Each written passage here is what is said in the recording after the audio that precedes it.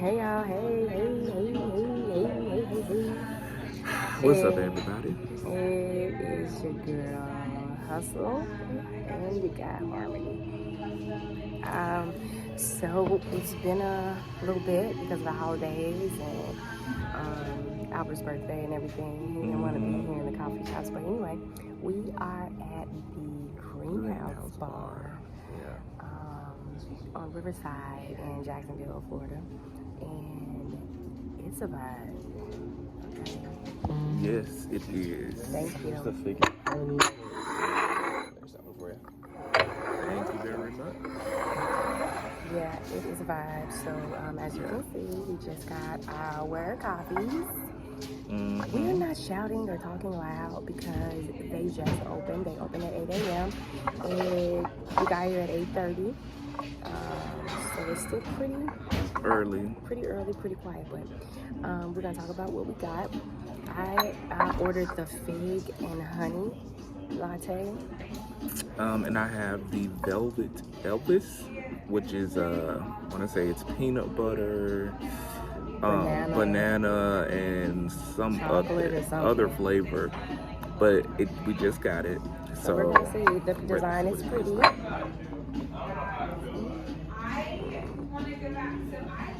Amazing. Wow, that's good. Amazing. So this is like a real greenhouse. They have plants everywhere. We'll post the video later, but they have plants everywhere. The energy is such a peaceful, zen type energy here.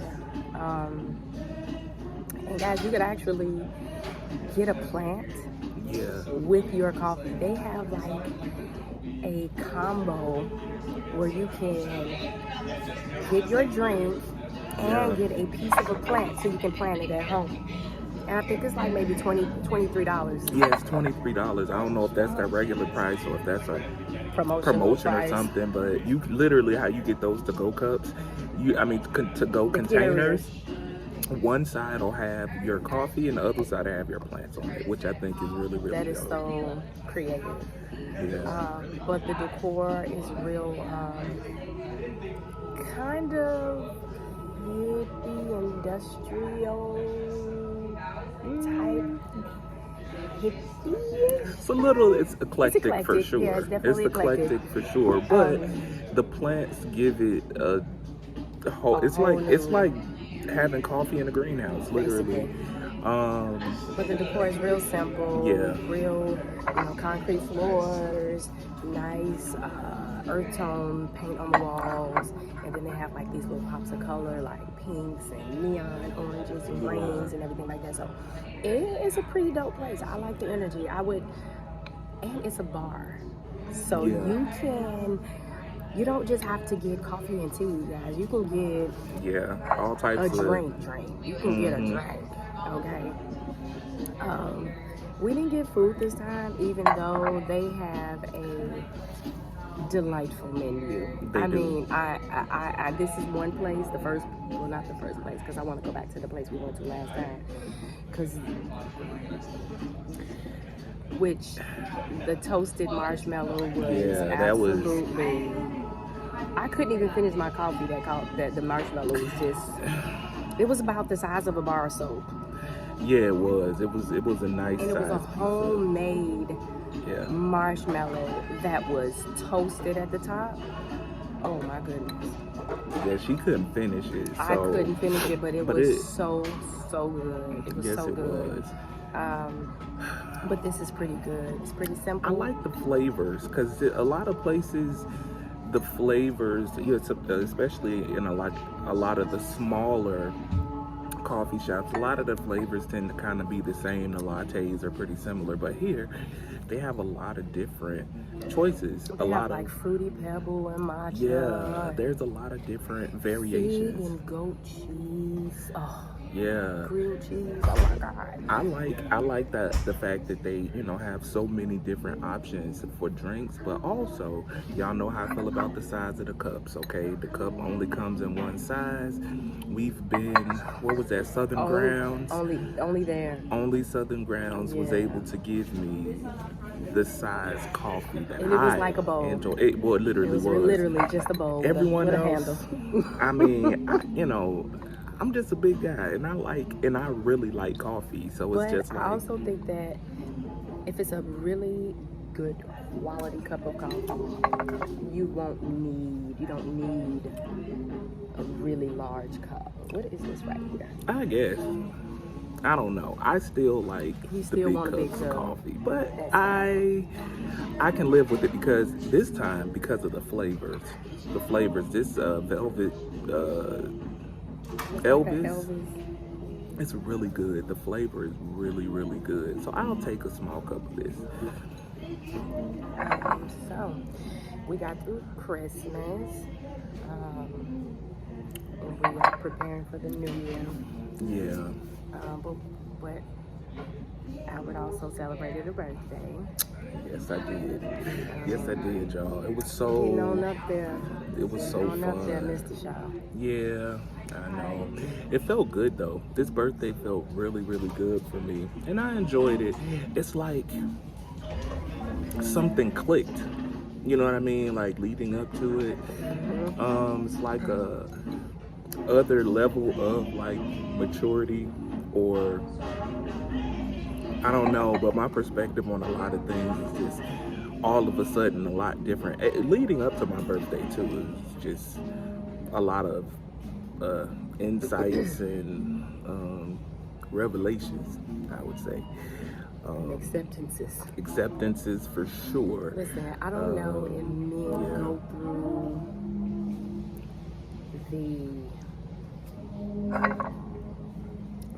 I'm not even going to make it like an overarching thing that women go through. I am just going to speak for myself and say that when I turned 40, it was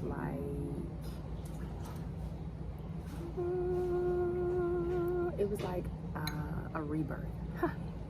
It's perfect. It was like a rebirth for me. Leading up to 40, I can kind of relate to how you feel. It's almost as if it's an onion and you're peeling the layers of the onion. And leading up to turning 40, like you're getting closer to the core. And then right when you become 40, it's just like that is the core of you. Like you're at the core, and now who you are, now that your core has been exposed and everybody can see it, you feel so much lighter. You feel so much more confident. You feel so much more sure about who you are, what you like, what you don't like, what you'll tolerate, what you won't tolerate, what your boundaries are, and who you need to set those boundaries with. So it's just, it really, I agree with you wholeheartedly when you say, you turning 38,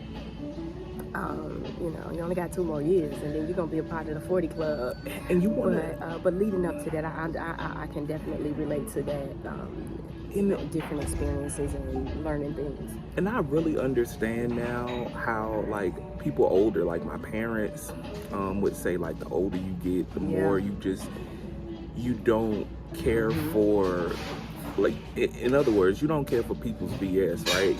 Your tolerance gets short for foolishness and craziness. And so, like, being able to set boundaries in those instances, like, I really feel that, I don't care too much for people and their drama and any unnecessary.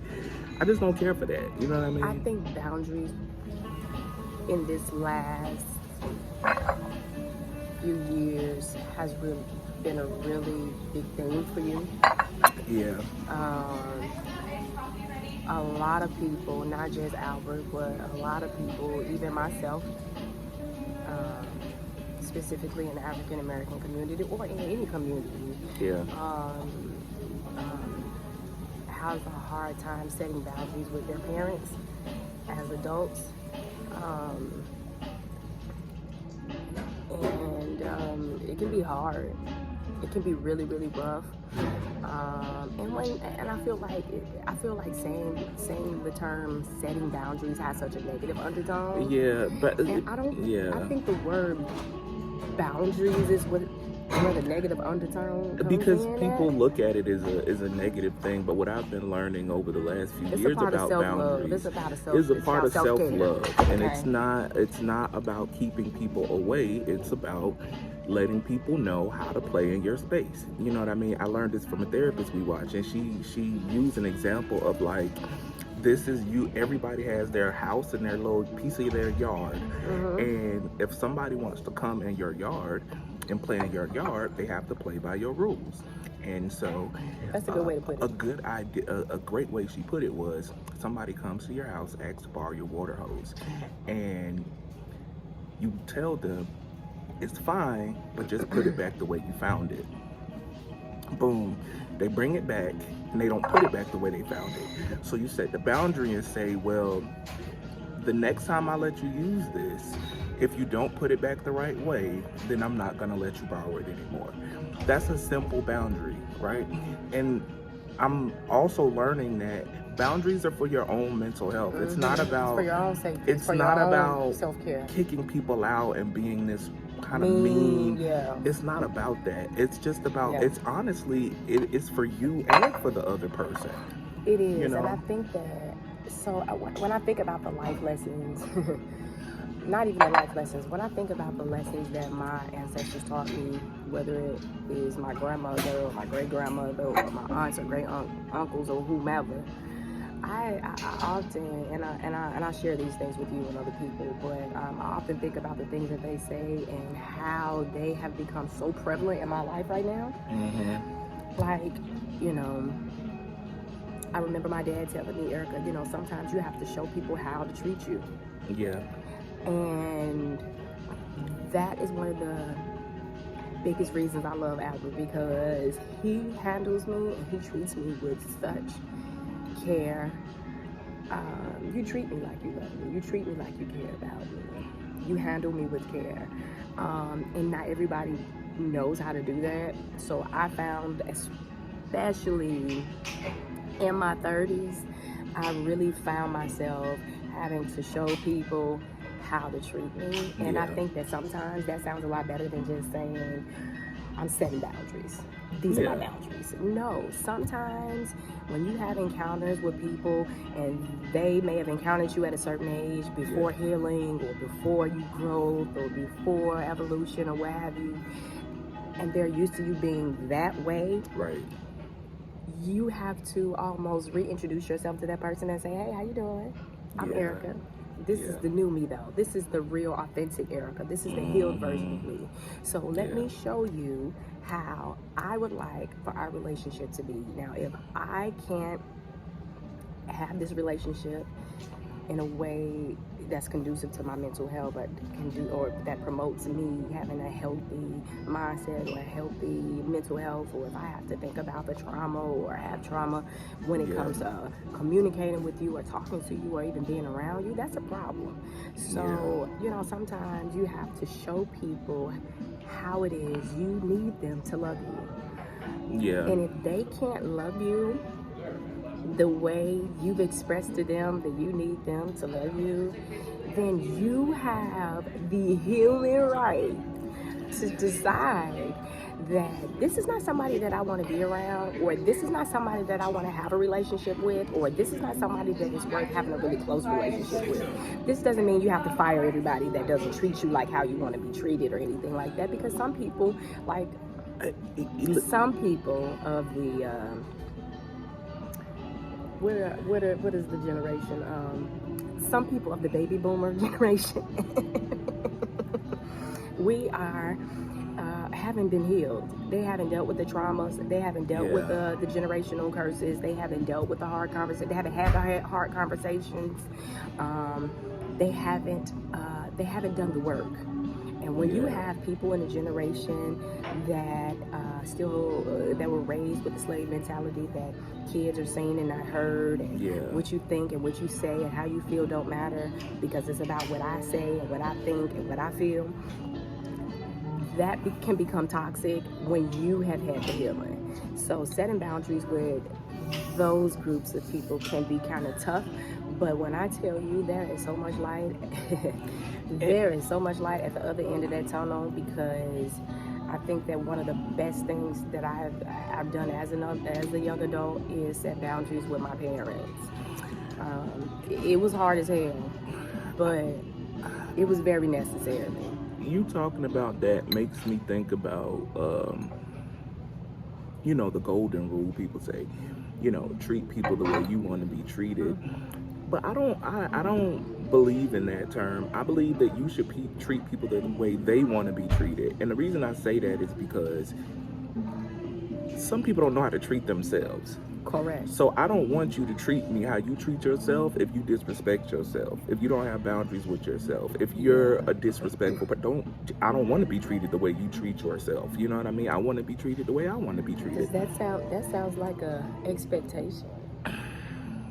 That sounds like an expectation, Mr. Shaw. It sounds like treating people the way they want to be treated. It's not an expectation. It's allowing the ball to be in their court and to say, it goes to what you were saying, like setting boundaries. This is how I want to be treated. And I think everybody has the right to be treated the way they want to be treated. Because some people think that their way is the only way. Oh, and sometimes, like the word I'm gonna give you is what you're gonna get, and that's just the end. Some or people this is just how I am, and this is what I believe, and this is just how it is. Treat people the way you want to be treated. No, you treat them the way they want to be. Even if that means giving them the same energy that they giving you. If it's negative energy, no, you treat people the way they want to be treated. So, for those of you who don't know, Albert and I have... That was almost hard for me to say. We have 3 adult children. That last one, Lord, she's still very much so a teen. Yeah. I think that my 2 oldest children didn't get the best parts of me. I was a young mom. I was 17 when I had my first son. And I was 18 turning 19 when I had my second one. So they are 13 months apart. And I was a kid. I was literally 17 and 19. I didn't know anything about anything. No life experiences. And the only cultural experiences that I had were the ones that were introduced to me by my stepmother. Because not even my father knew those things. So it's just, learning about HBCUs and what an HBCU is, and the Divine Nine, and going camping and going skiing, and things that people in the African American community label as white people shit. It's just like, that's ignorant. Yeah, that's ignorant. I was exposed to the arts. I was exposed to the ballet. I was exposed to plays and Broadway and upscale restaurants and nice experiences. It's just like, that was all I had. I didn't have life experience. I was still being raised by somebody when I had my kids. But my 2 youngest children, the 3 youngest, Morgan, Gavin, and Wisdom, they get the best parts of me. They get the the mom that has grown and has evolved and has had tons of life experiences and has tons of knowledge and wisdom to show them and teach them and expose them to things that will subsequently make their lives better. And side note, we went to the ballet. The Nutcracker Ballet. Was it yesterday? Thursday. No, Thursday. It was Thursday, the day after Christmas. And I must say, was that your first ballet?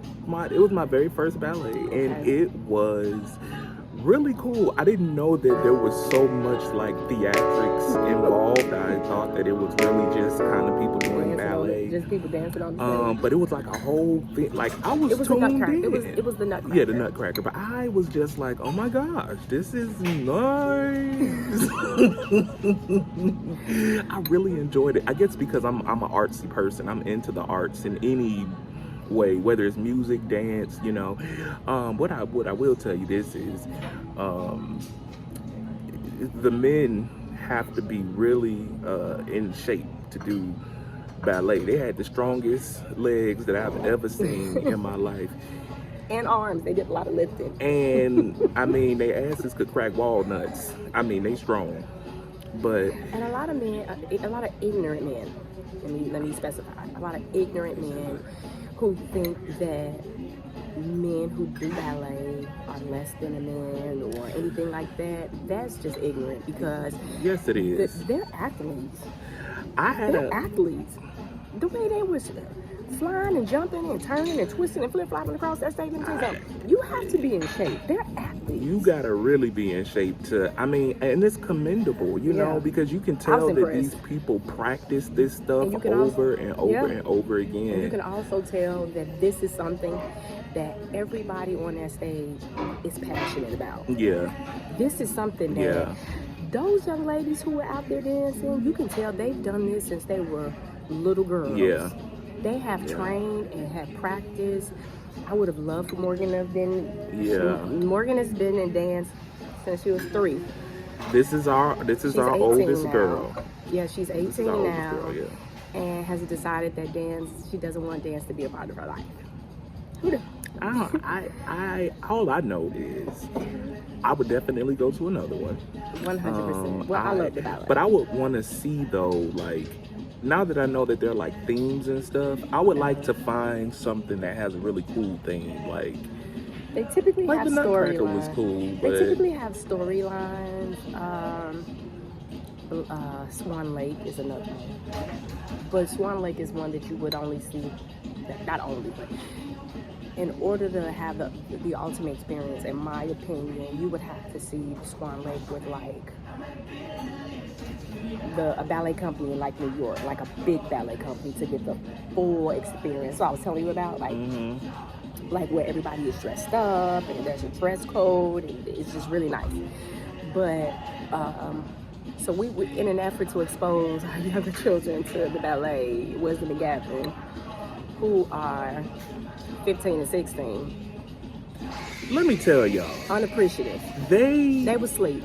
Okay, so right now, granted, not dying, just full gone. Granted, I didn't know that the performances were that long. It was like 2 hours. It was a 2-hour show. It was a 20-minute thing, so it was more like an hour and 40 minutes.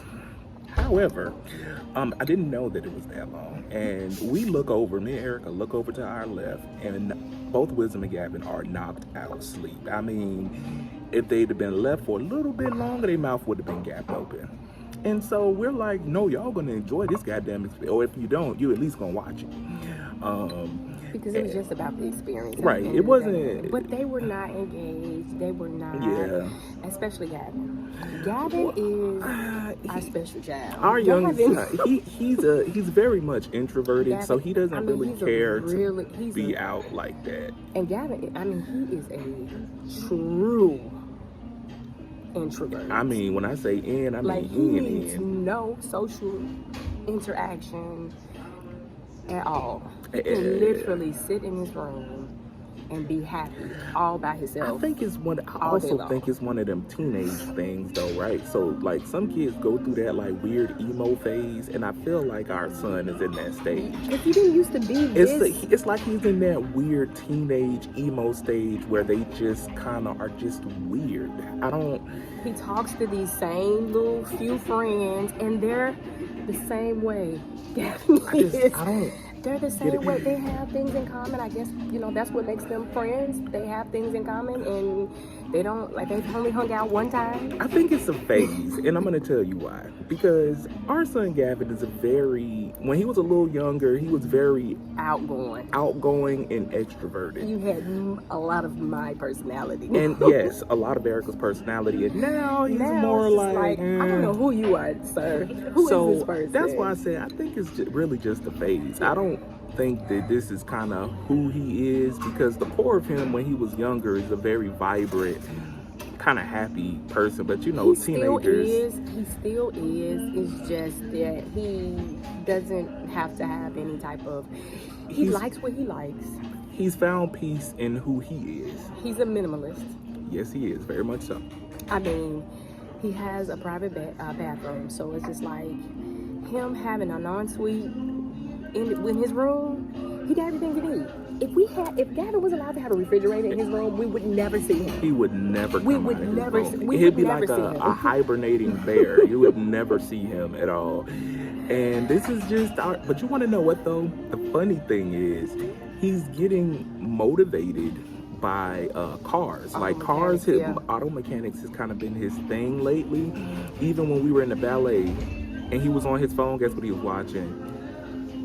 Videos of cars being fixed. So I think we found something that he really likes. So we're gonna cultivate that, you know, because it was hard, like pulling teeth to try to find to get him interested in something other than his video game. And I think cars might be where it's at for him. So I'm happy about that. There's a breakthrough somewhere. And I think once, you know, he starts to kind of get around other people that enjoy fixing cars and working on cars, he'll kind of start to find his tribe a little bit, you know? I think that this season of parenting for us has been so interesting. Yeah, it has been. Watching Wisdom grow into a teenager and her with all her drama and girl teenage drama. Listen, I asked God for one daughter. If I had had Morgan first, I probably wouldn't have any more children. But God knew best and gave me one girl. And then he blessed me with 3 more. One that loves me. So I get to do all of the things that I wanted to do with Morgan at this age for Wisdom. By the way, just in case y'all wondering, if y'all hear like us say like our kids, we're a blended family. Yeah, we are. So we're a blended family of 7. 3 girls. No, 4 girls. 4 girls, 3 boys. Yeah. But we have, I have seen. And a little nugget. Oh yes, our grandbaby. She's just the cutest thing ever. I love her so much. She's 8 months, and she is such a cute little nugget. And she's got this thing now where she smiles and squinch her little nose. She looked just like our son. She looked just like Andrew. I mean, my God. she just looked like it's sickening. The only difference is that she's light. Yellow. That's it. And this season of parenting is very different, right? Because we have adults now. There was a time where we had no adults. We had all kids. All kids. So now we have telling adults. them what to do was a regular. I think we kind of got used to that norm. Yeah. Telling them what to do and telling them what not to do, but nobody prepared me for having children that become adults and that you can't tell them what to do. Like, you can. Right. They don't have to do it. You can give advice. You can offer feedback. That's what, well, they ask Albert for advice. He's the sound level-headed person. I go off. But I'm doing a lot better with that. My dad gave me a word of advice, and it's been blessing me to just, strongly advise one time. Yeah. If they listen, great. If they don't, they have to deal with the consequences. And that's just where I am. And that has freed me in so many ways, because I can tell you, I used to stay up at night crying and be worried and all kind of stuff about my sons, my black sons. I live say in Florida. Mel Robbins, I don't know if y'all listen to her, but she has a podcast, and she has this one podcast we watch, and it's the core of it was let them. Yeah, let right? people be who they let are going to people be who they are. Let people do what they're going to do. Without you being, because the thing is, when you don't allow people to just be them, the only person that's suffering is you. Right? Because you're the one thinking about it whole time. They probably not thinking about it at all. And so sometimes you have to let people just do them. You have to let them experience life. And even if that means they, have to fall some, they have to get a couple bumps and bruises. Well, that's what it is to be an adult. You know what I mean? But you know what I'm learning in this season is that them having that time to grow and fall and get back up is making them, it's doing 2 things. Number one, it's teaching them things about themselves. And number 2, it's teaching them things about life. So we have talked, we have very candid talks with Morgan a lot because she's 18, and right now it's just like, okay, so her dad raised her from 5 to 17. Yeah. She's a daddy's girl, but that's a whole nother story for a whole nother day. Yeah, that's most certainly another story. So a lot of her teen years were spent with her dad. Yeah. So I think that this time that she decided to come to college here in Florida and be very close because she was afraid to go very far. And because when she's we never say been very close, isn't even 6 minutes. 6 minutes. It's a 6-minute drive from her campus. That close. You know, some people say, "Oh yeah, close," and they're in another city. No, she's 6 minutes away. She's that close. And we are moving at the end of the school year, and we're just moving to another side of Jacksonville, and she's just like, "No, mommy, I don't want to be left behind." What are you talking about? We're in the same city. we just won't be 6 minutes away. But we'll still be close, Morgan. She's just like, "No, mommy." The funny thing is, back to what Erica was saying about like this season of parenting for us, we're having to navigate helping to assist young adults, and they're all in different stages. Like we told you, we have a granddaughter, right? And him and his baby mama, they do whatever they do, and then we have another son that has his own place and he's doing what he's doing. It's almost like we've had to support all of our adult children in different ways. Yeah. Like it looks oldest, very different. David is learning how to navigate and take care of grown people business. Mm-hmm. That is really hard for me to allow because the mother coddling part of me I want to do it for him, and it was so hard for me to tell him the other day, I'm at work. I told you what to do, figure it out. And he got so pissed off at me, he hung up. But guess what, y'all? He figured it out. And that's where when Erica say I ground her, that's really weird, because a lot of the time, if it wasn't for Albert telling me like, babe, he's a young man. He's a young man. Let him figure it out. I would save him every time. I don't know what it is about male biology where I don't know, maybe it's a primal thing, but it's like we have to experience things for ourselves, and I don't know if it's a societal thing. No, I know it's a societal thing where it's like you got to get it on your own, and as a man, you don't.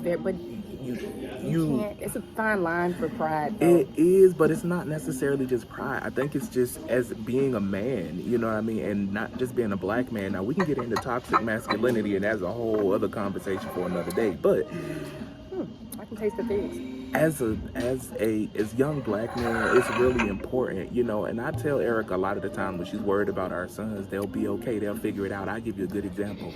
So our son Andrew, he had got his first apartment, right? And he was working at the gym. Now we stayed not close to him, about 30 minutes away, right? And so one day he couldn't get to work, right? And Erica felt like it was her responsibility to get him to 30 minutes. Now mind you, the drive for us is 30 minutes, but for him to get to his job was like 5 in a car. But he didn't have the money. He didn't have the money. So I'm going to tell you. So I told Eric, I said, let him figure it out. He's going to figure it out. And that same day, you know what he did? There was a bike in his house. He rode the bike to work. And it wasn't far away. But he figured it out because he knew that if he didn't get to work, he couldn't pay his bills. And if he couldn't pay his bills, he couldn't stay where he wanted to stay. And he couldn't keep his place. He was staying in an apartment that he couldn't afford anyway. Right, but still, he figured it out. And that's how men are for sure. Like, we have to figure it out. I kind of use you as a gauge now because if something is going on with the boys and I'm freaking out, I'm doing my mama thing and I'm freaking out, Albert, I kind of use Albert. I gauge, if you say they're going to be fine, baby, they'll figure it out. When you say that, I just be like, okay. Every time my baby say they're going to be fine, they'll be fine. They be fine. It's one of those things also, they're adults and they're still gaining experiences. So there's some things that you just can't teach kids. You have to let life do that for them, you know, because it's gonna. I'm gonna tell y'all this. This is a long ass video, but I do want to tell y'all this. People, I lost my train of thought, y'all. It's okay. I did. That's okay. Well, let's go ahead and rate the place. Are we can? Yes. So, I most certainly. ambiance, vibe. I'm gonna give it a 10 out of 10. I'm certainly giving it a 10 out of 10 for vibe and for coffee. The coffee is really good. Pricing and options, 10 out of 10. Yeah. We didn't taste any food products today, but I certainly plan on coming back. Oh to yeah, we're coming back here for sure. Place. Decor, customer service, 10 out of 10. I'm giving it overall a 10 out of 10. And the coffee was a definite 10 out of 10. If you have not checked out the Greenhouse Bar in Jacksonville, Florida, it is definitely worthy of checking out. It's a vibe. It is a vibe. It was so nice talking to y'all. Yes, it was. We enjoyed it. Until next time, peace. Peace.